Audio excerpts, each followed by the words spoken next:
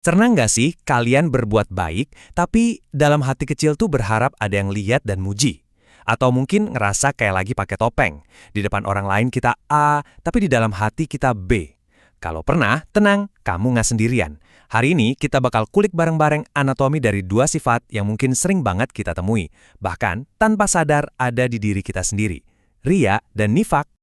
Lihat deh dua gambar ini. Kiri, fenomena super kekinian, beramal demi konten. Kanan, simbol klasik kemunafikan, manusia bermuka dua. Kelihatannya beda, tapi sebenarnya intinya sama aja.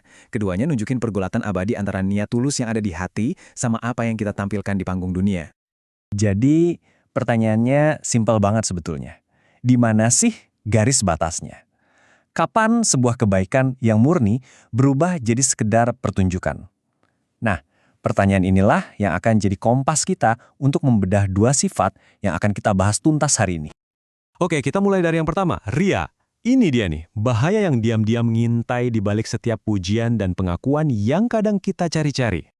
Gampangnya gini, ria itu adalah saat kita berbuat baik, tapi niatnya geser. Bukan lagi buat kebaikan itu sendiri atau karena Tuhan, tapi buat dapat like dan komen dari orang lain. Fokusnya pindah dari sang pencipta ke audiens, dari yang tadinya tulus jadi ajang cari validasi. Kutipan ini kayak sebuah peringatan keras ya. Intinya, niat yang disembunyikan itu nggak bakal selamanya aman. Sepandai-pandainya kita akting, pada akhirnya kepalsuan itu akan terungkap juga.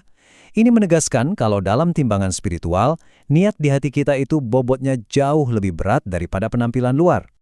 Nah, ini bagian yang menarik. Ternyata ria itu ada dua level. Ria jali, itu yang kelihatan jelas, yang terang-terangan. Contohnya ya, sengaja pamer pas sedekah. Tapi yang lebih bahaya dan lebih tricky itu ria hofi.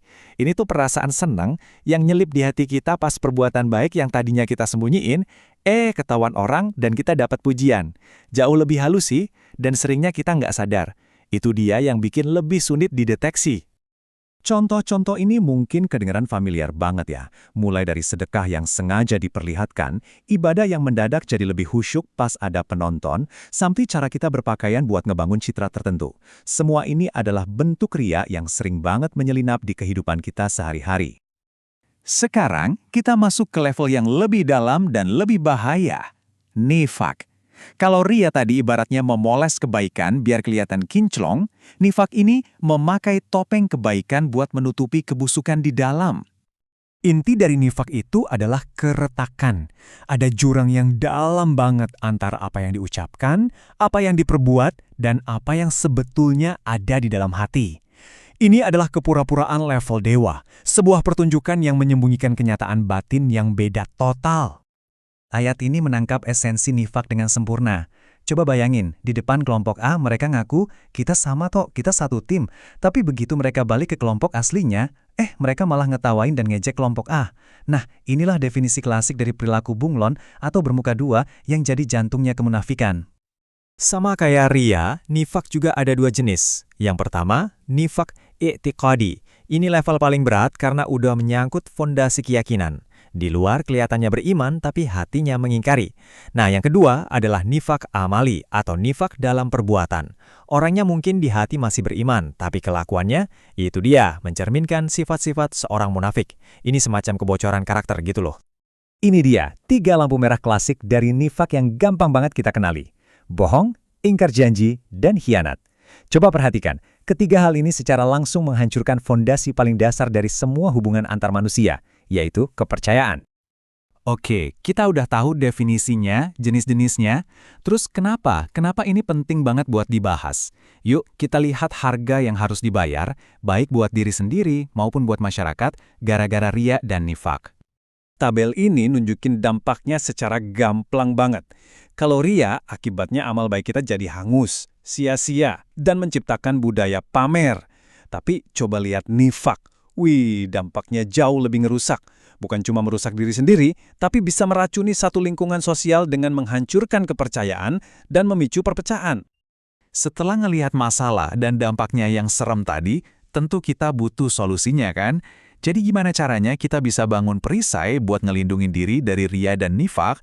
Mari kita lihat langkah-langkah praktisnya. Buat melawan ria, pertarungannya itu ada di dalam diri kita. Kuncinya adalah manajemen niat dan ego. Luruskan lagi niatnya, lawan godaan buat pamer, dan yang mungkin paling susah, tetap rendah hati waktu pujian datang. Ini tuh latihan mental terus-menerus buat ngejaga hati kita tetap murni. Nah, sementara untuk menghindari nifak, fokusnya adalah membangun karakter dari luar ke dalam. Ini soal membangun integritas. Jadi pribadi yang omongannya bisa dipegang, janjinya ditepati, dan kalau dikasih kepercayaan, ya dijaga. Pada dasarnya ini adalah kebalikan total dari semua sifat-sifat munafik. Peta konsep ini seolah-olah menyatukan semua kepingan puzzle yang udah kita bahas. Coba lihat gimana semuanya nyambung, kita mulai dari definisinya, masuk ke jenis-jenisnya, lihat contoh nyatanya, paham dampaknya yang merusak, dan akhirnya nemuin jalan keluarnya. Ini kayak panduan lengkap buat mendiagnosis dan menyembuhkan dua penyakit hati ini. Dan sebagai penutup, aku mau ninggalin kalian dengan satu pertanyaan buat direnungkan. Di dunia yang dibanjiri media sosial, di mana setiap perbuatan bisa jadi konten, dan penampilan kadang lebih dihargai daripada substansi, gimana cara kita melindungi niat tulus kita? Gimana caranya kita bisa tetap jadi diri sendiri yang otentik saat dunia terus-menerus menuntut kita buat memainkan sebuah peran? Ini bukan pertanyaan yang gampang, tapi penting banget buat kita jawab masing-masing.